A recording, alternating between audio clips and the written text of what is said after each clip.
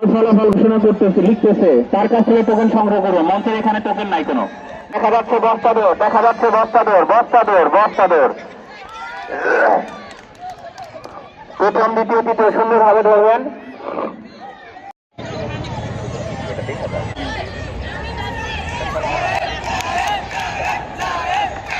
আমরা শিক্ষা দিবস চাইতে করবো।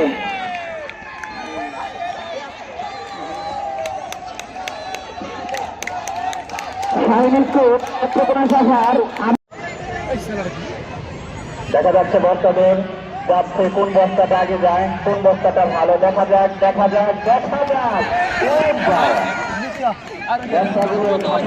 পড়ে গেল, আটার বস্তার মতো পড়ে গেল।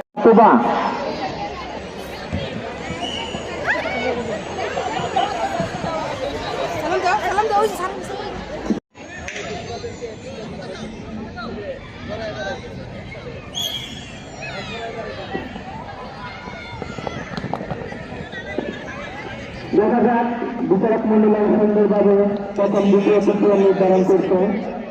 ভালো আছি আমরা, কি ভালো আছি? এখনো এদিকের মেয়েরা ছেলেরা বলে নাই।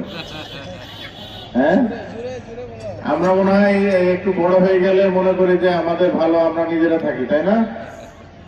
আসলে আমাদের ভালো আমরা থাকি না। আমরা ভালো থাকার চেষ্টা করতে পারি, বাট ভালো রাখার মালিক হচ্ছে মহান রব্বুল আলামিন। আল্লাহ পাক যদি আমাদেরকে ভালো রাখে তবেই আমরা ভালো থাকি। কিন্তু আমার ইচ্ছা থাকতে হবে যে আমি ভালো থাকবো না খারাপ থাকবো। আপনার নিয়তের উপরে সবকিছু ডিপেন্ড করে, যে নিয়তটা কি, সবকিছু নিয়তের উপর নির্ভর করে। আমরা কিছুক্ষণ আগে জাতীয় সঙ্গীত গাইলাম। এই জাতীয় সঙ্গীতটা গাওয়ার সময় তোমাদের কি অনুভূতি হয় আমি জানি না, তবে আমি যতবারই জাতীয় সঙ্গীত গাই আমার শরীরের প্রত্যেকটা লোম দাঁড়ায় যায়, একটা শিহরণ জাগে শরীরের মধ্যে। যে দেশকে নিয়ে এত সুন্দর একটা গান, এত সুন্দর অনুভূতির কথা, আসলে আমি জানি না অন্যান্য জাতীয় সঙ্গীতে কি আছে। এটা অনেক আলোড়ন সৃষ্টি করে। আমাদের দেশ মাতাকে ভালোবাসার যে কথা বলা হয়েছে, হ্যাঁ, মাতর বদন খালি মলিন হলে আমি নয়ন জলে ভাসি। একটু চিন্তা করে দেখো এই দেশ মাতা তোমাকে কি দিয়েছে। জন এফ কেনেডির একটা কথা আছে যে দেশ তোমাকে কি দিয়েছে সেটা তুমি চিন্তা করো না, বলো না, দেশকে তুমি কি দিয়েছো সেইটা চিন্তা করো। দেশের জন্য তুমি কি করেছো সেইটা চিন্তা করো। এই নেত্রকোনায় আমি এই আমার চাকরি সুবাদে এসেছি। আমি কিন্তু কখনোই এখানে আসি নাই এবং কখনো আসবো আমার লাইফ টাইমে সেটাও হয়তো চিন্তা করি নাই। আসছি শুধু দেশের জন্যে, এই নেত্রকোনাবাসীকে একটু সেবা দেওয়ার জন্য, যাতে এরা এখানে আইন শৃঙ্খলা থেকে শুরু করে অন্যান্য যেসব বিষয়, স্পেশালি আমরা এসেছি এখানে নির্বাচনের জন্য। নির্বাচন করে আল্লাহ পাক যদি রিজিকে রাখে তাহলে আমি থাকবো, না হলে তো চলে যাব। কিন্তু মেন বিষয় যেটা সেটা হলো সেবা করা। এই যে লটারির মাধ্যমে আমাদের ভাগ্য নির্ধারণ হয়েছে, 64 জেলার এসে আমরা লটারির মাধ্যমে যার যার জায়গায় চলে গিয়েছি। তো দেশের জন্য কাজ করতে হবে, সর্বোপরি দেশকে ভালোবাসতে হবে, দেশের জন্য কাজ করতে হবে। জীবনে সফল হওয়ার জন্য 2-3টা জিনিস একটু লাগে।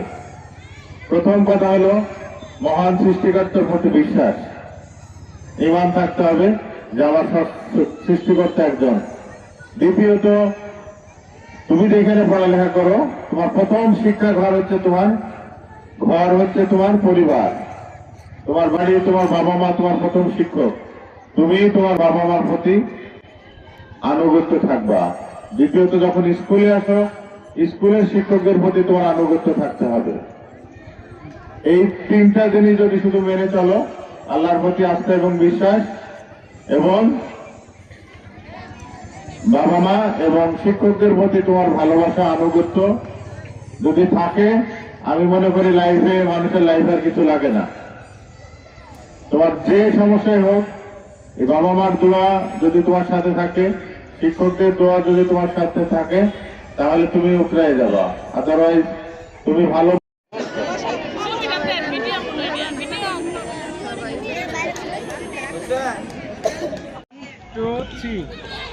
আরেকবার সবাই রেডি 1 2 3